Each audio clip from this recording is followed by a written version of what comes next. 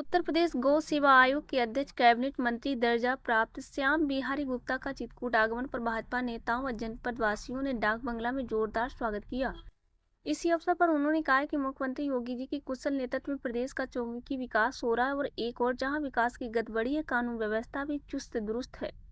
वहीं आध्यात्मिक प्रचार प्रसार के माध्यम से विश्व में भारतीय संस्कृति को एक अलग पहचान मिली। महाकुंभ पर्व में इतनी अच्छी और सुदृढ़ व्यवस्था है कि देश विदेश से भी लाखों करोड़ों श्रद्धालु प्रयागराज पहुंचकर संगम में डुबकी लगा रहे हैं।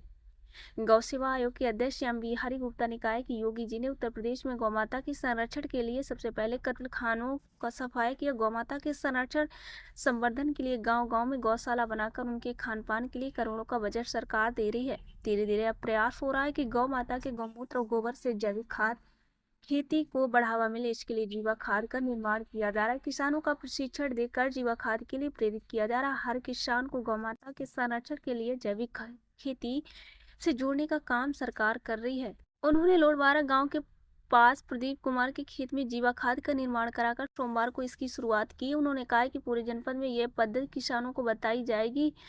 जहर मुक्त खाद उत्पादन के लिए किसानों को बढ़ावा मिलेगा। इसी मौके पर वरिष्ठ भाजपा नेता राम सागर चतुर्वेदी, सभासद शंकर यादव, भाजपा के पूर्व मंडल अध्यक्ष मनोज तिवारी, इटावा के किसान पद्मिनी त्रिपाठी, वरिष्ठ पत्रकार रतन पटेल, महेश जायसवाल, जितेंद्र कुमार आदि लोग गौ सेवा आयोग के अध्यक्ष श्याम बिहारी का डाक बंगला माल्यार्पण किया और अंगवस्त्र भेंट कर उनका सम्मान किया। इसी मौके पर एसडीएम कॉलोनी निवासी पद्मिनी त्रिपाठी ने सड़क, बिजली व जल निकासी की समस्या का समाधान कराने के लिए पत्र। वहीं सभासद शंकर यादव ने अर्शा वरेठी गांव में नदी के किनारों का पक्का कराने की मांग की संबंधी में पत्र दिया। बताया कि हर साल मंदाकिनी में बाढ़ आने के कारण किनारे बसे लोगों के घर ध्वस्त हो जाते हैं। लोगों के पास रहने का मकान नहीं है। इसके अलावा जनपद में अन्य गायों का समस्या भी से निजात दिलाने के लिए प्रभावी कार्रवाई करने की मांग की। बताया कि अन्ना गोवंश किसानों के लिए मुसीबत बने हैं, साथ ही सड़क दुर्घटनाएं भी हो रही हैं।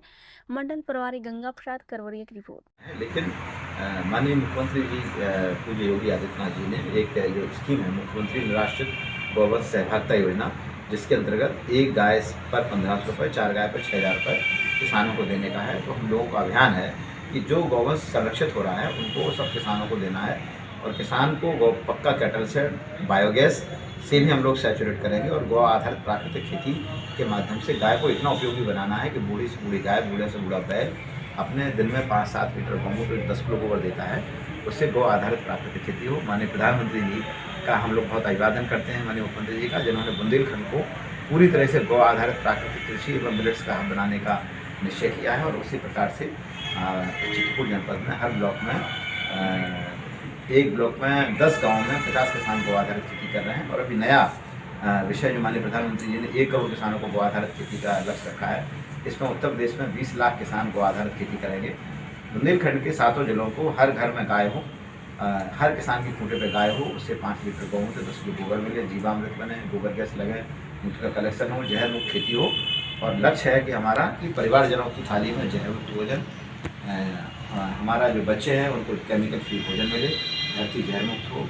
और इस पद्धति में कम पानी लगता है, 20% पानी में खेती हो जाती है। तो बुंदेलखंड में जो पानी की समस्या है उसका समाधान केवल गौ आधारित प्राकृतिक खेती है और जो छोटा गोवंश है उसका समाधान केवल किसान का खेत है।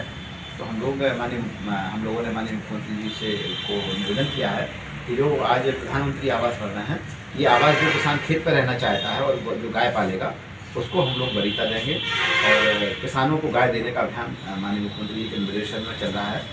हमारे पशुपालन मंत्री माननीय धर्मपाल जी, माननीय मुख्यमंत्री पूज्य योगी आदित्यनाथ जी महाराज जी का संकल्प है कि एक भी गौवंश जो है रोड पर नहीं घूमेगा। और किसानों की समृद्धि में सबसे बड़ा कोई उपयोगी है वो गौवंश है और उसका मुख्य उत्पाद है मूत्र और गोबर का पदार्थ। बहुत सुंदर ಸ್ವಲ್ಪ ಅವಳು ಸ್ವಲ್ಪ ನೀವು ಗೊತ್ತಾಯ್ತು ಅಪ್ಪ ಹೋಗಿ